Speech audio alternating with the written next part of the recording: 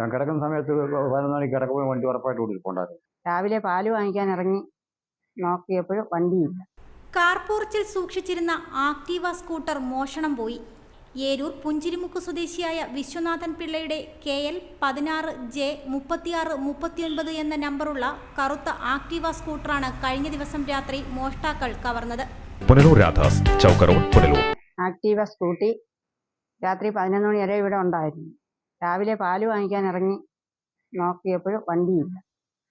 വണ്ടി നോക്കി കുറച്ച് കഴിഞ്ഞപ്പോഴാണ് മകൻ്റെ വീട്ടിൽ കിടന്ന 7 റബ്ബർ സീറ്റ്, ഇന്നലെ അടിച്ച റബ്ബർ സീറ്റാണ്, അതും കാണാനില്ല. അപ്പോഴ് തന്നെ നമ്മൾ ഏരൂർ പോലീസ് സ്റ്റേഷനിൽ വിവരം അറിയിച്ച് അവിടുന്ന് സാറന്മാർ വന്ന് അന്വേഷിച്ച് CCTVയുടെ ഇതിൽ അന്വേഷണം തുടർന്നു പോകുന്നുണ്ട്. കാർ പോർച്ചിൽ സൂക്ഷിച്ചിരുന്നതിനാൽ സ്കൂട്ടറിന്റെ താക്കോൽ ഉൾപ്പെടെയാണ് സ്കൂട്ടറിൽ ഇട്ടിരുന്നത്. വീടിന്റെ പുറത്തുള്ള ഗേറ്റ് പൂട്ടിയിരുന്നില്ല. വീട്ടുകാർ രാവിലെ പാല് വാങ്ങാൻ പുറത്തു പോകുവാൻ വേണ്ടി നോക്കിയപ്പോഴാണ് സ്കൂട്ടർ മോഷണം പോയതായി അറിയുന്നത്. ഞങ്ങൾ രാത്രി 11 മണി വരെ കഴിഞ്ഞിട്ട് ഈ പോർച്ചിൽ പൂവിൽ വിട്ടിരുന്ന വണ്ടിയാണ്. അത് രാവിലെ ഞാൻ എഴുന്നേറ്റ് 6 മണിക്ക് എഴുന്നേറ്റ് പാലിനാണ് നോക്കുമ്പോൾ വണ്ടിയില്ല. അപ്പോൾ തന്നെ ഞാൻ ഏരൂർ സ്റ്റേഷനിലേക്ക് പരാതി കൊടുത്തു. സാറുമാരെ വന്നുകൂടെ വന്ന് അന്വേഷിക്കുകയായിരിക്കും. അതിനെപ്പറ്റി അന്വേഷിക്കാനായിട്ട് CCTV പരിശോധിക്കാനായിട്ട് പോയിട്ടുണ്ട്. തുടർന്ന് ഏരൂർ പോലീസിൽ പരാതി നൽകി. എന്നാൽ തൊട്ടടുത്ത് താമസിക്കുന്ന വിശ്വനാഥൻ പിള്ളയുടെ മകന്റെ വീട്ടിൽ ഉണങ്ങാനിട്ടിരുന്ന 7 റബ്ബർ ഷീറ്റുകളും കാണാതായി.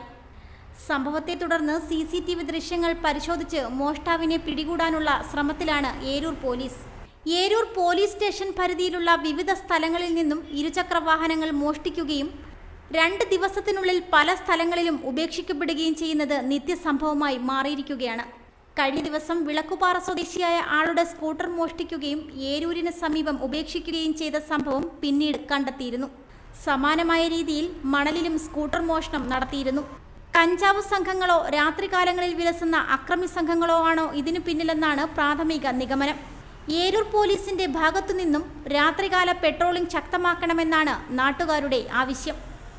റിപ്പോർട്ടർ സജി അഞ്ചൽ. രാധാസ് ചൗക്ക് റോഡ്, പുനലൂർ.